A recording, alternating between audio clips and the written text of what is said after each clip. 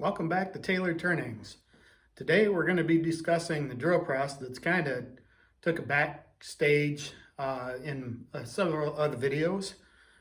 Just kind of wanted to go over what I came up with. Conceptually, I didn't make anything from a plan.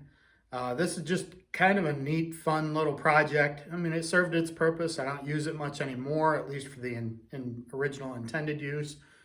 But wanted to go over it and kind of show you guys how I came about it and maybe even show you how true it runs. So without ado, I'll show you the drill press. Also, before I do that, just a couple of other updates. So I will be having multiple part series, if you will, on the clock project that I showed you an introduction to. Also, I'll be doing a couple other parts. I came up with maybe a couple of parts on doing the seam rippers, which are kind of the same thing as a pen, but I'll show you more in depth, kind of maybe each step. I'll just have to do several of them to make content, that's long enough that maybe you'll find engaging. So anyway, I'll show you the drill press here and kind of go over a few things about it. And maybe you get some ideas to spur on some projects of your own. So before we get to the drill press, I thought I'd show you my shop assistant here. This is Bella. She's about 4 years old, going on 5. She is a boxer mix, though really a miniature boxer. Not sure what the dad was. She's pretty small, but she's full grown. Okay, everybody, so here we are. This is the drill press. So we've shown this before in videos. It's kind of been on the back of the workbench. So when I originally came up with this idea, or maybe let's start with the reason why. So I needed a drill press, and everything that I found on the market in this particular size was a real short throw. So the depth of which you could drill was pretty short.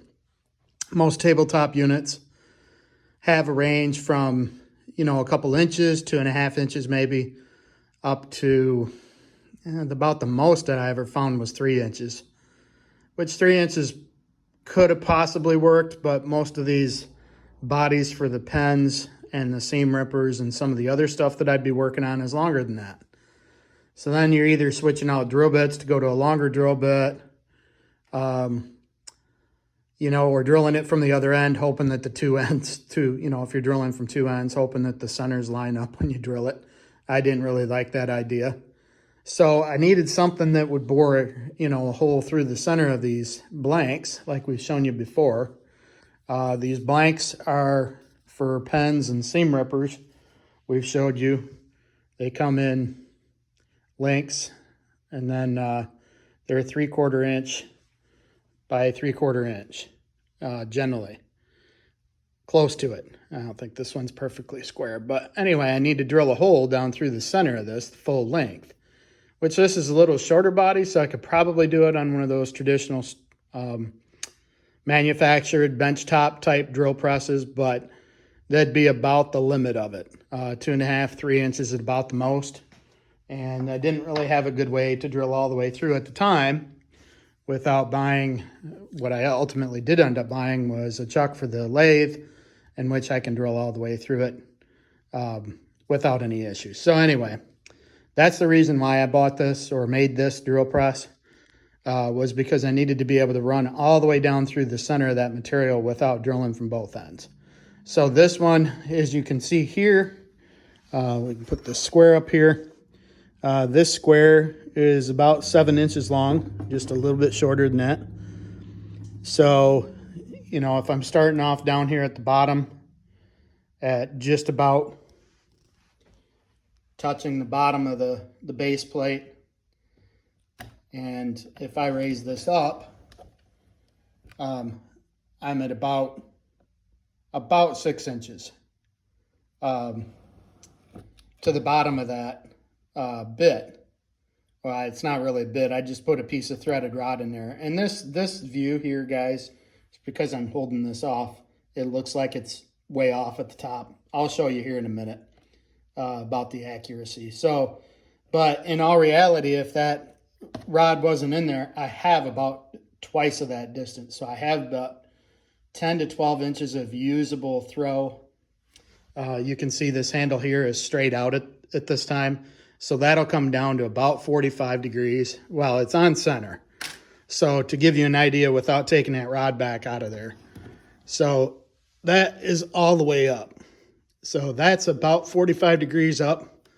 And the pivot it's pivoting obviously on its center.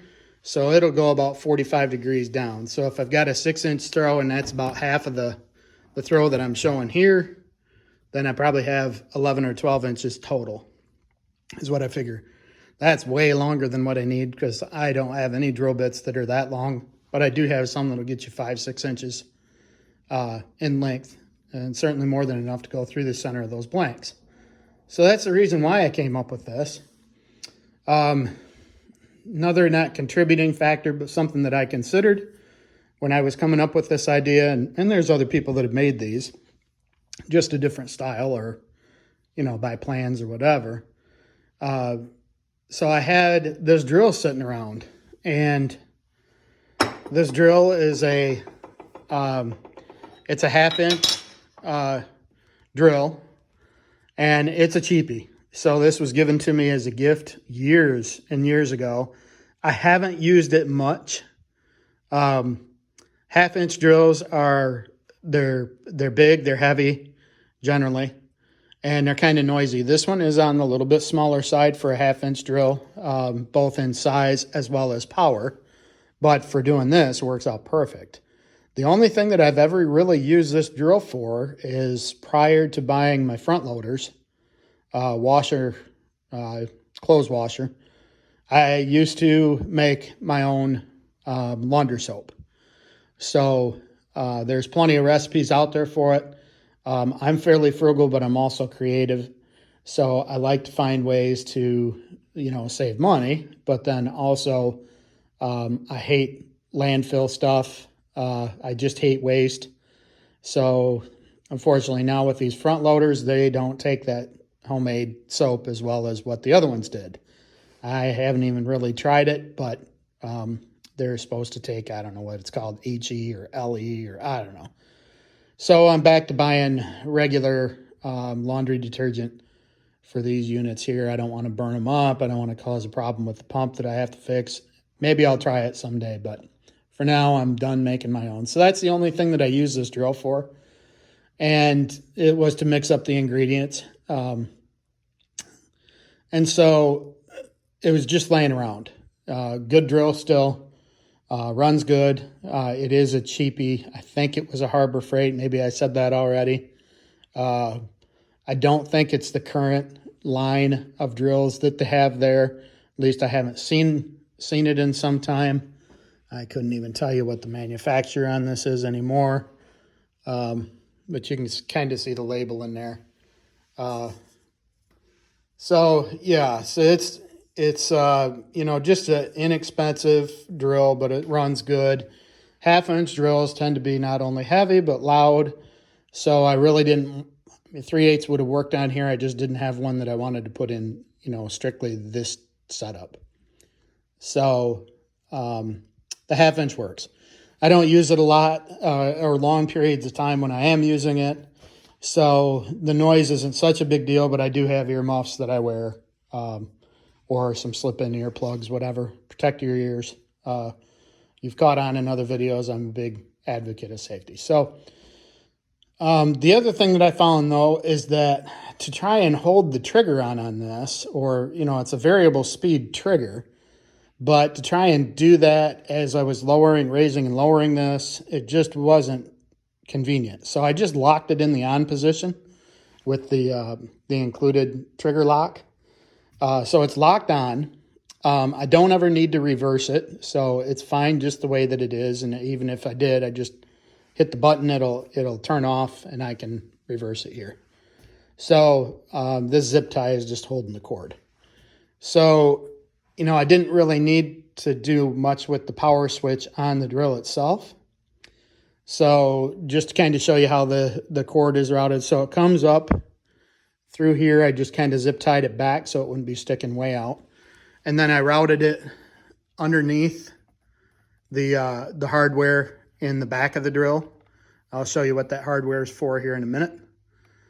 Just to kind of hold it in place and get this length kicked off to the side. So that length is just there as a flex. So when I raise and lower the drill, it's not binding on the power cord. So then I ran it up through a cable tie on the back. And then to go around the back, it's just cable tied again to the back of the unit. I'll take you around the other side. So this comes around the back through this cable tie, goes up and plugs into the side. So the side is kind of unique. I plumbed in a duplex electric switch. And then I basically took the approach of making this a half hot for anybody that's ever done electrical switches. A half hot, so you can take these duplex switches and you can turn them into a half switched. So you could take one leg of this, and I won't go into the electrician part of this. I'm not an electrician, so I read up on it. But anyway, you can take half of this duplex switch and make it switched, and then the other half can be just live. Or you could make them both switched, whatever. But I do have half of it as a switched. So coming back out of that electrical box, there is actually a box inside of here, so a plastic box, but it just covered that plastic box with some leftover scraps of ply. So coming back out, that's the gray wire here, and that routes along the back side, and then I just have it connected to a plug. Once again, this is upcycling. I can't remember exactly what this cord came off of, but I saved it. There's no sense going out and buying electric wire and plugs. Find something that's heavy enough. Well, I don't remember what that came off of. It's pretty heavy. This 16 gauge, so plenty heavy for the drill, heavier than the cord on the drill. So it's plenty long enough that I can move this around on the workbench. I do have a power strip mounted there, which is generally pretty close to where I'm using it. So it works just fine. But going back to the electrical plug, so this is a half hot. On motors, drill motors like this, where they're brushed, you can take and plug this into a half hot side of the outlet. And this one actually runs down to this dimmer switch. So, there'll be a lot of advice on whether to do this, whether not to do it, whether it'll burn up the motor. It is completely safe. At least from everything that I've read, because you're still only plugged into that one power cord. So if something did go awry here, all I have to do is reach up and pull that power cord out of the wall, and it's fine. So, but anyway, the dimmer switch here basically acts as the rheostat that controls the amount of power that's going out the top. In this case, I wired the top one for variable. So this is a half hot. The bottom's live all the time when it's plugged in, but the top is on this switch, and this is an on-off switch, but then also a dimmer. So inside of your drill, let's say that you just plug this drill into your wall outlet. The trigger on the drill that gives you the variable speed is a rheostat. So it is doing the same thing essentially as this dimmer switch. It's a little different design. But I figured if for some reason it burned up the drill, as I said, this was an extra drill laying around, so no harm, no foul, not a big deal. So anyway, this dimmer switch allows me to vary the speed of the drill. That helps on noise, but then also helps when you're drilling out the material. You don't need this thing going full speed. So, in fact, sometimes you want it to really crawl. Depending on what you're drilling, what the material is you're drilling through. You may want it going really slow. In other cases, you might want it going full out. If you're using a high-speed drill bit, you use it pretty fast. But anyway, it gives you the adjustment. Now, everything you're saying here is just what I did, guys. So I'm going to preface this by saying I am not a carpenter. I'm not a licensed, home builder. I'm not a licensed electrician. So any of the things that you see on my videos are strictly what I did on mine.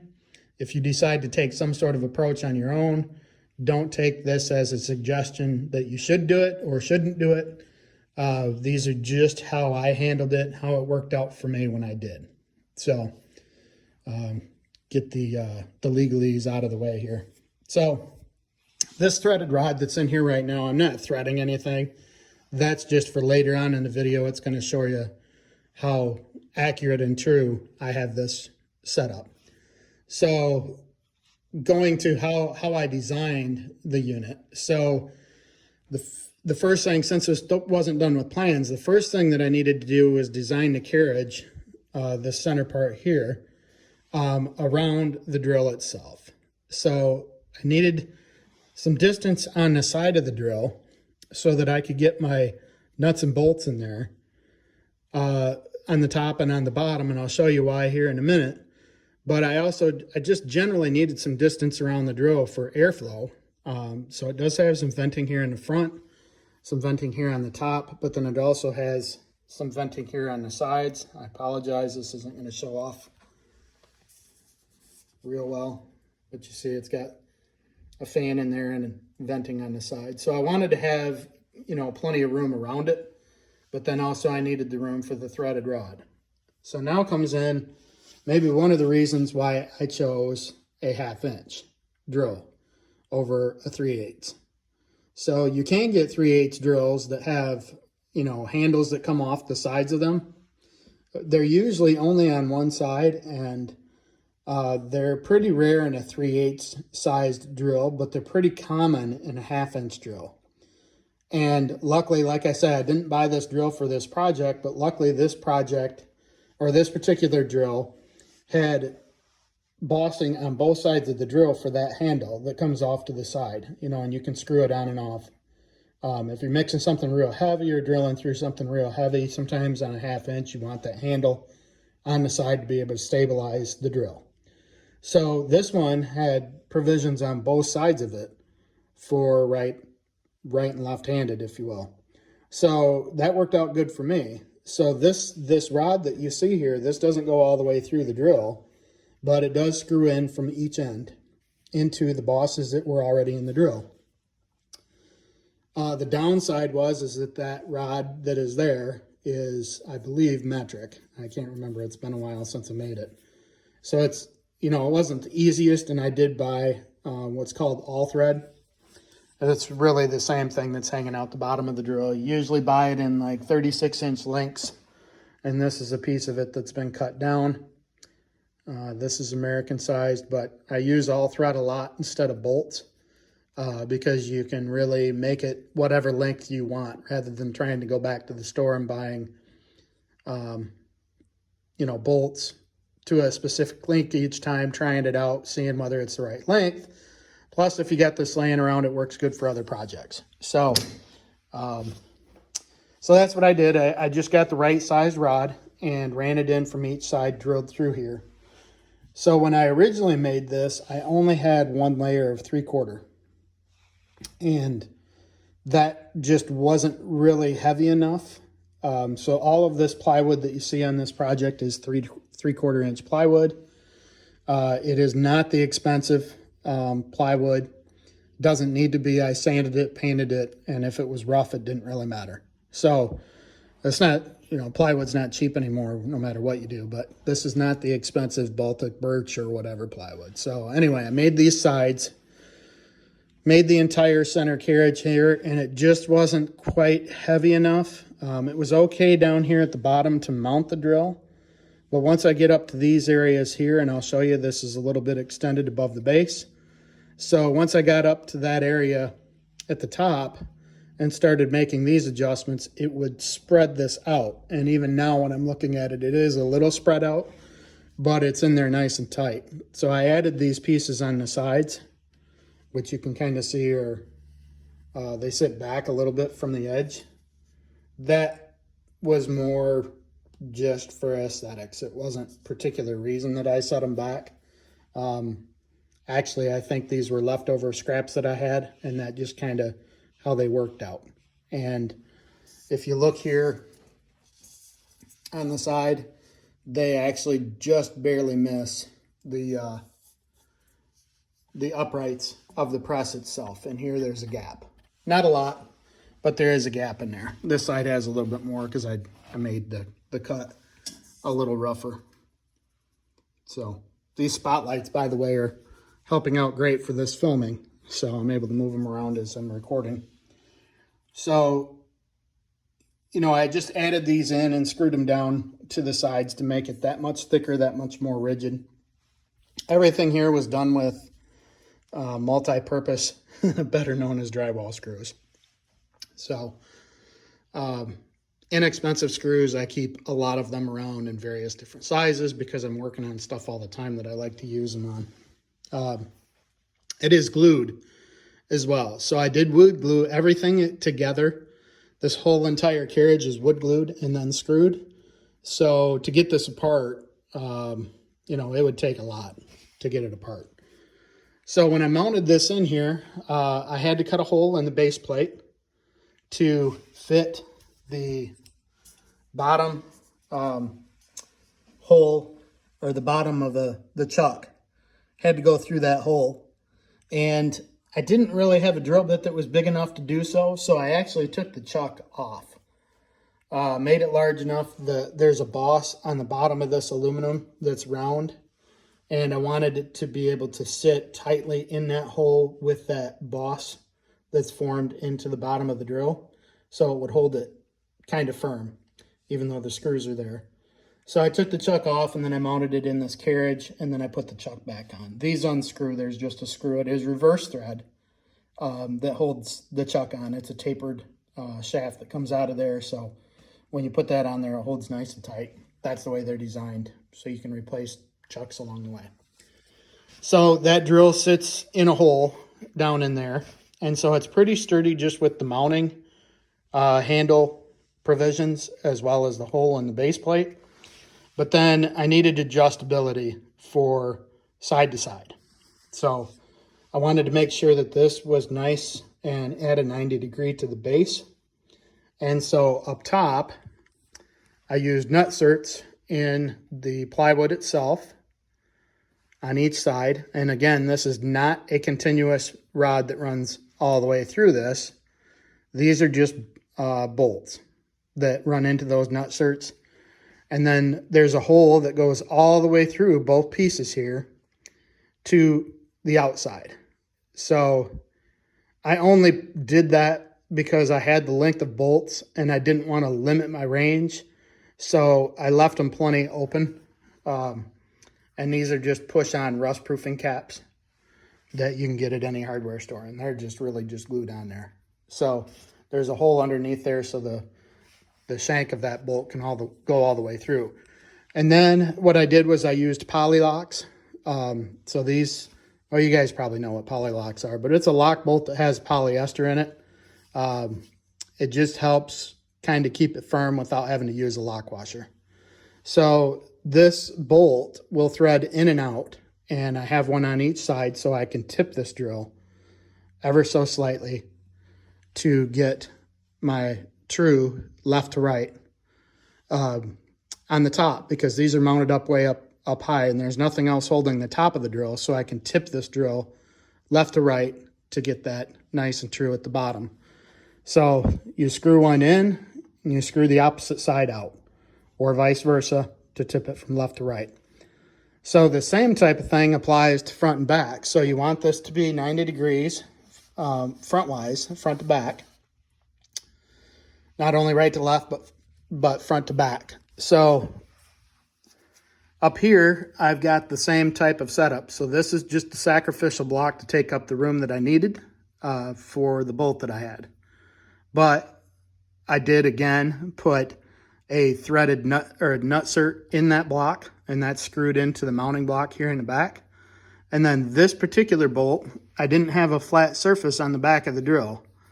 So I actually had a piece of plastic putty knife that was left over. I'd cut it up for other projects too. So I glued that in on the back side of this drill to make a nice flat surface. And though it's a little bit hard to see in there, maybe I can turn this a little bit. Gonna need to again later anyway. So that gave a nice spot for the head of the bolt to ride on and adjust in and out, again with another poly lock to lock it in place. But then what I did is I took a hose clamp, a very large hose clamp, and I ran it all the way around the drill, and it actually goes through, you can't see it here, but I made a recess in the back of that block, kind of a dado. And so that hose clamp runs through that dado and around the drill. So that's what holds the drill up against that stop bolt in the back. There really wasn't a good way to do that out here on the front without making it stick out real far, you know, to kind of mimic what I did on the sides. So this just holds that very tightly against that jam nut in the back. And again, just a zip tie on there to hold the electric cord out of the way. And you don't really turn these once you've got it set. Every now and then, in fact, I just did it, you got to true them up again because stuff will move. You know, it's wood, so it's going to swell, it's going to shrink depending on the season, so it will move around a little bit. And then I just drilled a small hole here in the side to hold the key so that I never have to wonder where the chuck key is at. So that's what makes up the center carrier. So working from the inside out, I needed to then decide, okay, well, I need this thing to go up and down. And I had actually seen a lot of other people that use drawer slides. So these are roller bearing drawer slides. They are way heavier than the pressure that you're going to put on this drill. I think these are 300 pound, maybe 200 pound slides. So each one of these would hold 200 pounds. And I'm not going to put 400 pounds on this drill. That would mean me hanging off the end of it still wouldn't give you 400 pounds. Close, but not quite with the leverage. So these are ball bearing slides. They're fairly inexpensive. You can pick them up at you know, any of the do-it-yourself centers. And you get to decide the length. On these, I probably made it a little bit taller, a little bit longer than what I needed, but I figured better do it that way and, you know, have enough. So again, if this threaded rod were out of here and I ran this drill all the way down, these slides would come down and meet here on the end, just like they do on your cabinet. So to give you an idea, again, like I said, I've got probably another 6 inches realistically, and probably actually a little bit more than that before they would bottom out. And that's really about how far I would have down here, obviously, before that would bottom out. So a little bit extra in the slides than what I have in the true setup and design of the press. So these are just double, you know, drawer slides. They're full length. So I didn't need full length as it turned out, but there's plenty of range of movement here, and that's what they had. So that's what I went with. Then on the back, there's a threaded rod. Again, this could have been really anything, but I had a piece of threaded rod. And so I stuffed that through, and that does run all the way through from right to left. The other nice thing about that threaded rod is it does add just a little bit of stability to the sides. Not a terrible amount because those sides are screwed through the back panel, but does add just a little bit of stability to the sides. And the only thing that threaded rod does is then hold these springs. You can get these springs anywhere. They're in various different thicknesses or weights. This one works out really good. It doesn't hold it all the way up, but it holds it up far enough, especially with the little catch on the drawer slides. You can't probably pick that up in the video, but there's a little catch to the drawer slide, so it does hold it up far enough to where I can get the material in and out without having a drill bit down there in it. But I can lift it up, you know, much further, you know, kind of to the length where this handle starts hitting the top, or until my drawer slide hit my fluorescent. So I do have to pull this out a little bit to get up above the fluorescents here, but not a big deal. It's usually out at the edge anyway. So this works out really good. It's a nice big flat piece down at the bottom. Again, it's 3/4. So kind of what I did is again, working from the inside out, is I mounted these slides to the center carriage because I already had that built by this time. So I mounted it to the center carriage, and then I started putting in my side supports so that I knew exactly how far in those could go, and left just a little bit of wiggle room in these drawer slides. Now they're pretty good. There's not really any slop there, and certainly nothing you would pick up. But by the time you have two of them in place, there's really no slop at all. Now, as far as designing this, I could have put these drawer slides on the back of the carriage and made this just a little bit narrower, but I wanted the stability from left to right. I wanted to be there. So just thinking it through, this thing is only about, well, it's 6.5, 7 inches tall in total. So if I would have mounted those drawer slides on the back, I only really would have had about screws in 2 or 3 spots to stabilize it from left to right if those slides were on the back. So this kind of pinched it from left to right.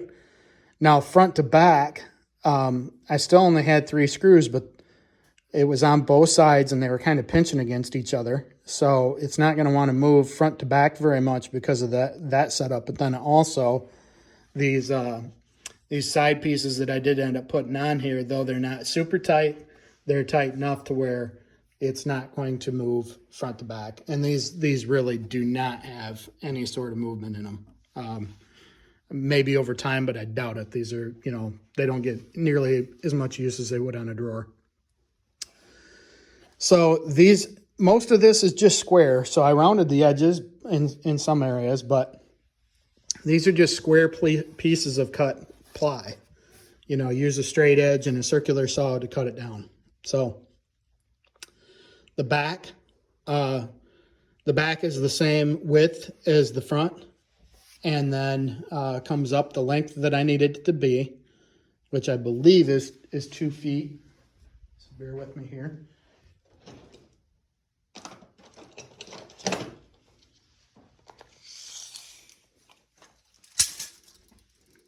Yeah, 2 feet, and that's from the very base, which it is, that's the way it's mounted. So whenever you're building stuff with plywood, you kind of don't want to have 2 pieces, how do I explain this? So you don't want to have 2 pieces kind of running in the same plane and then just relying on your screws to hold it together. So this has a lot of leverage on it. Because it is 2 feet long, and the base is only really 12 inches from the back to the front. So you've got a leverage gain of roughly 2 to 1 when you're using the drill press. So when I say you don't want your pieces to be on the same plane as any support, so if I would have cut this back piece to just stand on the top of the base along with these supports, then both the back as well as the supports would have only been relying on the screws that are coming up through the bottom of this base plate. They're coming upwards. So the screws would be holding them. Yes, it is glued. It'd probably be fine. But if I put the base on and I screw it in from the back, then I've got screws coming this way, but then I have screws coming the other way up through the bottom to mount the supports. So that gives me, it's kind of triangulated, or, it's triangulated, I guess. When you start looking at the forces, I've got, this support as I'm pushing down on the press wants to move forward, although these supports are stopping it. If that support wasn't there, then I'm only relying on these screws. But those screws are driven in this way, so they're directly perpendicular to the direction that top would want to move.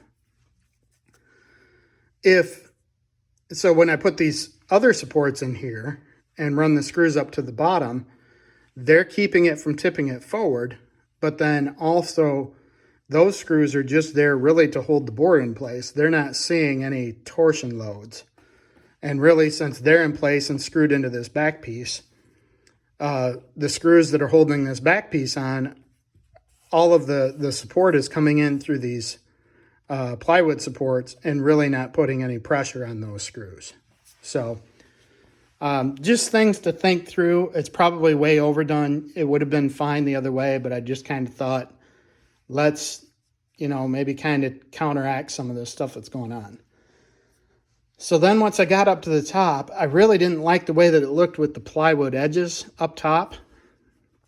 And I had thought, well, it'd be nice to have a shelf up here, maybe to set something up there if you had a little sanding drum or something, or a chuck that you wanted to put up there. Could have drilled some holes in the top to put some pencils or drill bits maybe. And then I have this whole side here where I could put another shelf in here and put drill bits in there. So I didn't end up using this as much as I had originally planned. I still use it time to time, but I just haven't gone to the extra length of making a shelf in here for extra bits. So then to come around, going back to the top, so I just took a piece of scrap. It does work to stabilize the side supports to a bit. Once you get way up high here to the top, though there's no load really on them at that point. But it does tie it in and triangulate that, to the back. It's tied into the back, it's tied into the front, it's tied in the center and the back, and then of course it's one piece and comes all the way over here to the other side. So it's 3/4 ply, it's very strong and stable. And since it's painted black, I don't get a lot of movement. Everything was painted black before fully assembled, so there's not really a good way for moisture to get into this. Live here in Florida in the humid climate. You do get a little bit, just a very slight bit of movement in this, but it's pretty stable the way that it's all screwed and glued together. So then again, coming back down this side, we do have what could have been a small shelf here. I could have put this cord off up to the side, but really there wasn't much that I'd be putting there, and the lever arm would be in the way. So this lever arm is just another piece of 3/4 inch ply. Cut it to the length that I wanted. I didn't need it this long for what I'm drilling down through. I certainly don't need this kind of mechanical leverage on it. Again, this is a little over a 2-to-1 leverage. So the full length of this arm is twice as long as the distance from here to the center of my kind of downward pressure. It's not going to work out exact because this is at an angle, but so this piece here that's actually pushing down on the carriage, that is a piece of steel. So there's no flex in this whatsoever. Certainly not for what I'm doing here. I thought about doubling it up, and I actually thought about putting 2 of these handles on, one on each side, just so that I'd be putting pressure on the carriage down equally from side to side.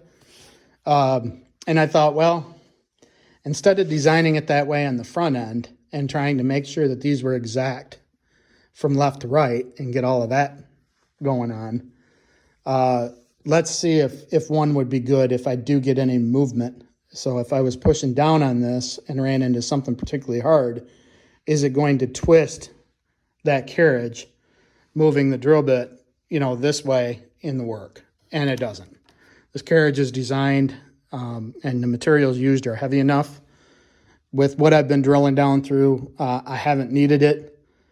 Perhaps if you had to put a lot of pressure on it, you could get a little bit of torsional load on that. But by the time you got, I'm probably going to have a shorter drill bit in it at that point. So this carriage is going to be down that much lower on the drill press. And the side-to-side movement is more susceptible here in the middle where you see the carriage than it would be down low, because the closer you get to the base, the stronger that material is side to side. So I said, well, just let's see how it is. And I used the steel just to keep down on the overall size and not having to put this arm too far out. So then same thing here. This is that threaded rod I talked about earlier. So I just cut it to length, and I put an acorn nut on the outside and cut it to the right length where that acorn nut was tight. But not, it still gave me room for this to move. So up here, I didn't have an acorn for these two. So I did just use polylock, and then I used acorns where I could. There's one up in the back of there on each side, and on the sides here for this. The acorn nuts are nice because they're a nice rounded surface. If you get your hand up next to them, you're not going to catch. This one has a little burr sticking out that I need to take off. But just try and design it to where it's safe. So the overall movement of this, as you can see, I get a ton of range out of this. I didn't make a video on this. I wasn't making videos at the time when I built this. And it hasn't really been that long, but maybe a year and a half I built this. So this works great. It drills down through the material real well. And so let's talk about is it square? Is it true? So I'm gonna get my lights positioned in here a little bit.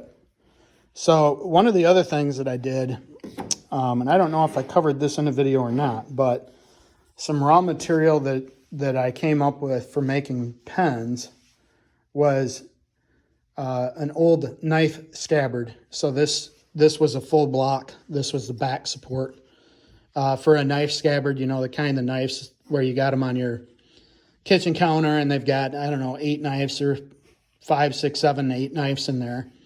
And so I cut up that block into blanks for making pens. Now this is oak. So, you know, it's nice material. Again, this is a find from, where was this? I'm trying to remember. Doesn't matter, but this is a leftover thrift store kind of find. I think it was Goodwill. So, but then me being the person that doesn't want to throw anything away. So these would have been your steak knife holes. So I didn't cut those in there, but I didn't want to throw this away. And I figured, well, if, you know, I could use it for so many different purposes. You know, it can hold something in place. You know, I can kind of use it up against something. If I'm, you know, holding a piece of plywood in place, I could clamp that down there. But really, I thought, well, I wonder, this was not at 45 degrees to begin with. So I measured it out, and I used my square here, my speed square, and I measured it out, and I drew the line on there, and then I simply cut this on the bandsaw. So it's a little rough, it's a little wavy, but it's no wavier than what some of those speed squares end up after throwing them around in your toolbox on a job site. So, but it is 45 degrees, so that worked out great. And then of course the base here already happened to work out to be 90 degrees rather. That's what my square down here in the corner indicates. So just to give you an idea then on this straightness, let's see if I can't run this down here. Now this is after adjustments, but that's what those screws allowed for that I showed you that were up here at the top of the drill, in front and back and on the sides. I can adjust this. And let me try and get you just exactly in the right spot here.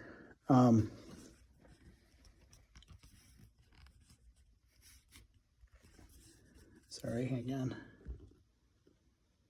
So as I shine down through this, you can see that is just about as true as you could get. There's a little curvature in that rod, but it's just about as tight as you could get. Also, guys, there's going to be a little movement. Even in a off-the-shelf drill press, your chuck is going to have just a little bit of movement, not necessarily the chuck to the shaft, but that entire shaft that runs through the length of the drill is going to have just a little bit of movement in the bearings. So there's ever so slight, and it definitely would not pick it up here on the camera, but there is ever so slight movement possible. And so that's measuring with this block. I just wanted to show you the block, but then also I'll show you here.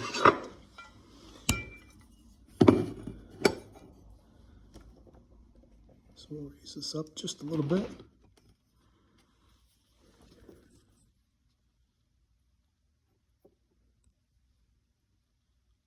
So it's touching the threads all the way down through there. Even down here at the very bottom. So again, that's about a 6-inch long piece of threaded rod. I didn't have anything perfectly smooth, but that was about as close as I could show you. So that is completely square, minus just a little bit of bow or bend. I can barely even pick it up with the naked eye. So then if we move off to the side,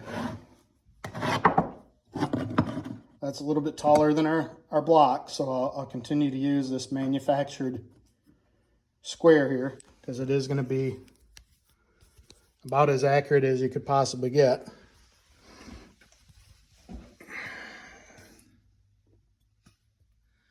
So if I move down to the side here, that is touching the threads at the top. And as I move down through it,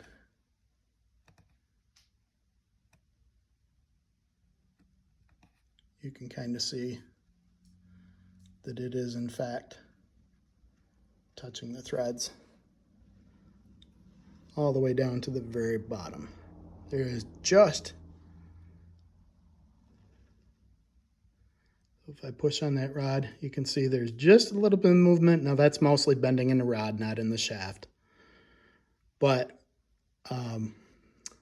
that's touching all the way down through there, the threads. So that's about as 90-degree as you can possibly get. And just for comparison's sake, I'll move you over to the block here.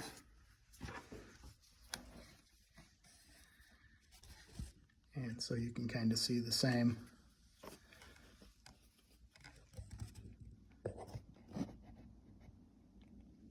effect. It is touching both of those all the way the length, and certainly down the 6-inch length of that square. It's about as square as you could possibly get. And that threaded rod does have ever so bit of slight bow across 6 inches, but it's very nominal. And your drill bits are probably not any more square than what that is. A factory drill press will have that type of run out across 6 inches. You'll probably see, as far as the movement here at the bottom of the rod, this is probably showing it here. It's not going to pick it up really, but maybe a 16th. It's more than a 32nd, but it's maybe a 16th. But as I move that back and forth, it's not moving the drill body at all.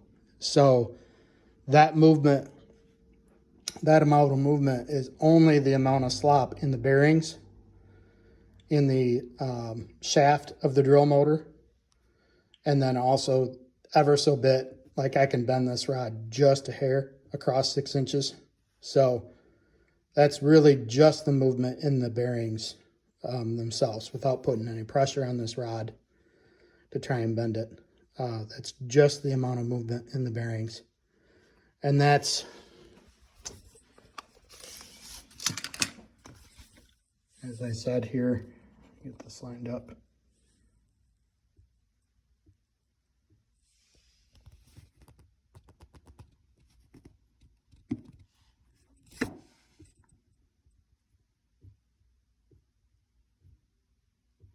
That's all that I got, is a 32nd.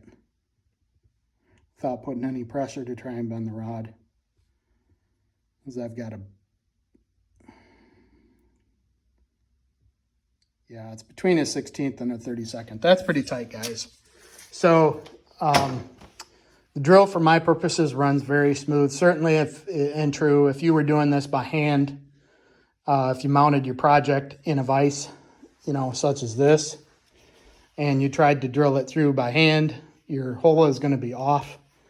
The full length of your drill bit, it's going to be off-centered by the time you get through the back of it, and it's just not going to be very true. So One other thing that I did want to do with this is I wanted to put, if I was going to be doing repetitious work, I would probably just create a stop block to set in here so that carriage could only go down so far.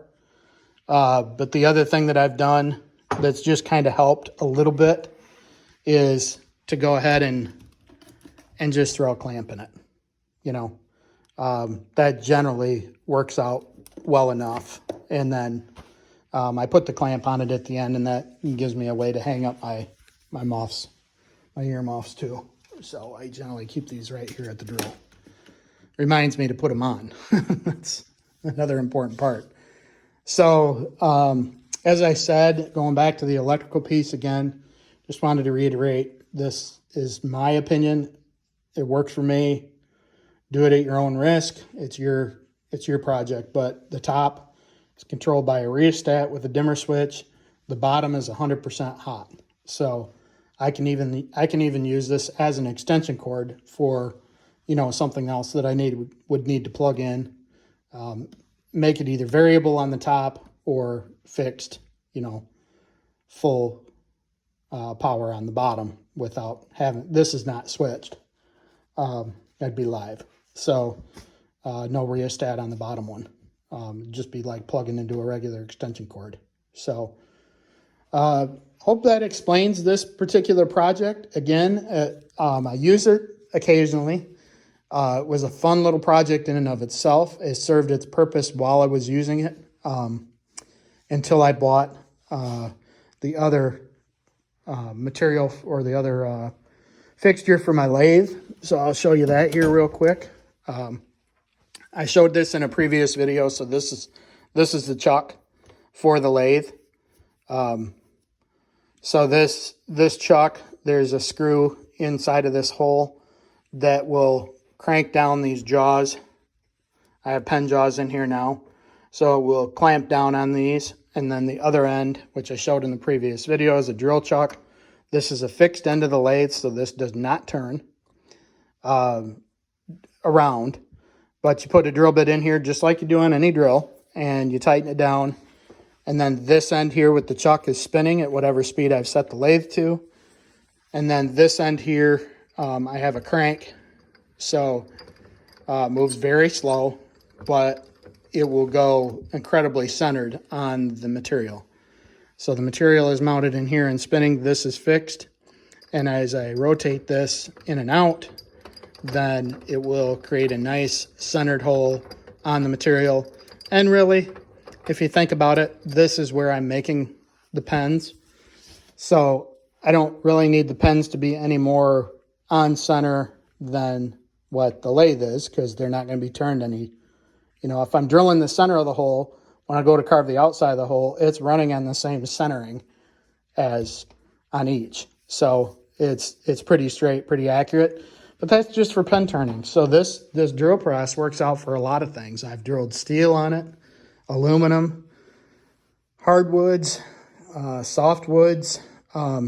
You can get a sanding arbor for these. It's kind of a little drum sander. I've thought about doing that. I do have another fixture for the lathe that I use for sanding. So, but it's not a drum sander. It's just a flat disc sander. So you can get a little drum sander to go on these, and you could run this for detail work if you want.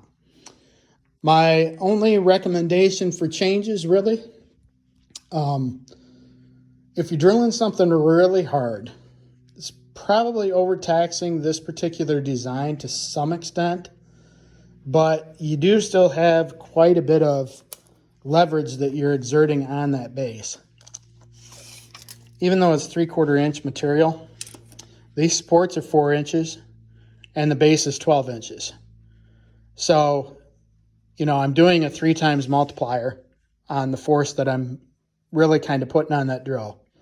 Even though the drill is here in the center, even if you figured on the drill bit head itself, it's about 8 inches, a little shy.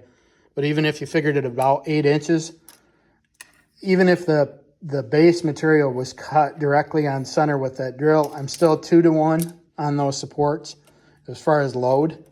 But really, in all reality, when you're pushing on this and you're pulling on the lever out here that's past the base, you're kind of putting the full load calculation on that. So it's kind of a 3-to-1 load on that base out here at the tip versus what it is back here at the support. So, and I've had it before where I drilled something really hard and this becomes off. Well, I go back and measure it with it turned off, obviously, and it's still square. So I'm like, oh, this just doesn't make sense. How could anything be? And it was significantly off. I'm like, that just doesn't make sense. Is this drill moving around? Are these supports loose? Is the drawer slides, are they loose? You know, what has happened to this thing? Because it, you know, I drilled square before. And so the only thing after sitting back and thinking about it for a couple days is that load multiplier is the only thing that I could come up with. And guys, if you're moving across a full 12-inch piece, you know, the distance between that 12-inch piece and your drill bit, if this were to flex, it's going to move your material. And a 32nd, or call it a 16th out here, is going to still move a significant amount back here. So it's probably really only flexing between the support at 4 inches and the end at 12. But it's getting that movement across 8 inches of material. And so just ever so slight bit of movement here out at the end could throw what you're drilling off by a pretty significant amount, depending on how much this is moving out here at the end. So the other thought that I had, and I may still do it too, this thing is pretty heavy, so I don't really need it for the weight of the press. But I thought about gluing and screwing another 3/4 inch piece on the bottom here. And that thing would never flex at that point. This plywood is 6 ply. 2, 4, 6. Yeah, 6 ply plywood, 3/4 inch. And if I threw another 3/4 inch, oh geez, even a 1/2 inch piece on the bottom of this, it would take and make this bottom pretty much rigid to where you couldn't bow it. You couldn't move it at all. Especially if it's glued and screwed. So I still may end up doing that just because I have found that what I'm using this on is a little bit heavier than pen stuff. So I don't want any movement in that base. I don't want the tolerance, you know, any movement in the tolerances to be from the stuff that I built. You know, I can deal with movement in the arbor of the drill and the tolerance within the drill itself, but I don't want the material that I built flexing and adding to whatever tolerance is in the drill and then throwing the project off that much more. So I may still add another layer, a 3/4 or 1/2 inch ply on the bottom of this. But that comes my next part about this. So this entire project was made from 1/4 of a sheet of 3/4 ply. So now building materials have started to get more reasonable. They're coming back down from the height of the pandemic. So they're a little bit better now, but at the time that I built this, plywood was pretty expensive. I can't remember now what it was for a full sheet. Also, though there's other projects I could use plywood on, certainly. I really didn't need a full sheet or 3/4 of a sheet of plywood laying around the garage. I've got some room to put it, but I just really didn't need it. So given the price, I know it's more expensive to buy quarters or halves than it is, you know, double the price of that would be more than a full sheet, or, you know, 4 times the price would be more than the price of a full sheet if I bought it. But the other thing is my son has a truck, but it's always on the move. Well, he doesn't now, but he did have at the time. He had a truck, was always on the move, never here. So I needed something I could put in my car.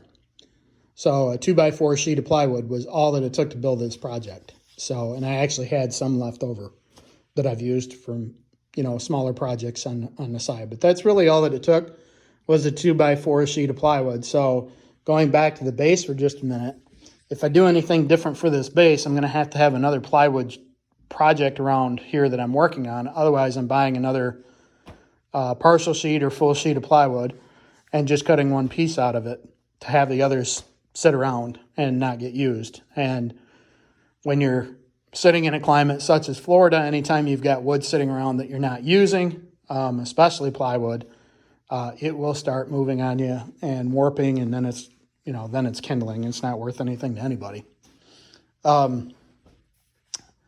So I didn't necessarily want to have to rush right back out and buy another sheet of plywood or a partial sheet for just strengthening up the base for something that I only use part of the time. It's really not highly used, so I may still end up doing it if I come up with another project that I make out of plywood. And I do have one in mind, so hopefully I'll put that on the channel if I ever get to it. It's been in mind for quite some time. I would like to make a belt sander that is a tabletop model. Couple of reasons why I would want to do that instead of just buying one. Number one, I think the store-bought ones that you buy are garbage. They are made out of plastic. I won't throw any manufacturer under the bus because there's a lot of ones out there. It would probably work fine for the small stuff that I make. But, plastic ages over time, then it becomes brittle, and I just don't want that to fall apart on me. Plus, I do like upcycling. So the motor would come from something else. I actually have a motor from a vacuum that's laying around. It's a small motor. Spins pretty fast, so I don't know if that's what I'll use or not. I'll design my own pulleys and cut my own pulleys for it on the lathe. So that's still in the works. Just, a project down the road that I may end up doing. Unless I can find something older, from the 50s, 60s, 70s kind of thing that's not made out of plastic. That's, maybe I could do a restoration project on it. But those old drums, or not drum sanders, but belt sanders, they're kind of hard to come by. There weren't a lot of them out there back then that were made out of, steel, cast, whatever. So I'll probably end up making my own, but that's kind of its own separate project, and I come up with more ideas in my head than I have time for already. You've seen the ideas about the clock. I've got the pens going, or the seam rippers going. I seem to always have pens going at one time or another. I've got a second clock idea that we talked about in a previous video, and I know every single one of you went out there and watched the previous video. So, there's a lot of projects out there. Just keep your mind active. Guys, if you're sitting inside and you're not exercising those brain cells, they're going to go away. This allows me to decompress from my regular job and allows me to be a little creative. So some of you might be looking at this and say, hey, this guy was smoking something when he, made this idea, came up with this idea. Why would you do that? You can go out and buy one and have it sitting on your shelf in an hour. It's already assembled, ready to go. I think I've explained the reasons why I didn't like that idea. This project was fun. It was a project in and of itself, not just for the use and the flexibility of the tool and the dimensions, but also because it was a project in and of itself that I had to come up with and kind of design on the fly. This wasn't done from plans. I didn't draw plans. I didn't download or harvest plans from anybody. I've seen some ideas. There's other YouTube videos out there of people making their own. But this one is completely on my own. So that's the idea, guys. If you can go out there and come up with a project on your own, go out there and do it, make it, use it. If it turns out to be nothing but kindling, at least you had fun making the project. It will frustrate you. This did not take a day. This was a week plus making this project and thinking it through. So, it's not necessarily something that I would have wanted to just abandon and throw away if it didn't work. But if it did, I was out the cost of the plywood, which I'd probably use on something else, the drill I had laying around. But I got to exercise and come up with the project in my mind and not just harvest it from a book or a set of plans that were already out there. And to me, that's what it's all about, guys. So get out in your shops, enjoy it. Hope you enjoyed the video. Like, share, subscribe, as I always say. It doesn't cost you a thing, really helps out the channel. Guys, my motivation in doing this is to not only make the content, I do like the video creation. I promise someday I'll get into the editing so that you'll see a little bit more glitz and glam, if you will, to the video someday. It's a different skill set than this, but I do like and enjoy making the content. Hopefully someday I'll get enough subscribers out there, you know, to really reach a larger audience with this stuff. It does take an incredible amount of time just sitting here talking through the projects. You know, it's an hour each time, but then I do just a little bit of editing on the back end. So it's a lot of time to make the videos. So anything you can do to help out the channel and help me out by like, share, and subscribe, that really is much appreciated. So guys, get out there and do something. Come up with a new project of your own, publish it. Remember taylorturnings.com, taylorturnings@gmail.com. If you want to email me, I'm on the Instagram again under Tailored Turnings, same as the name of this channel. So appreciate the support. Love you guys for tuning in for this amount of time, and we'll see you on the next project.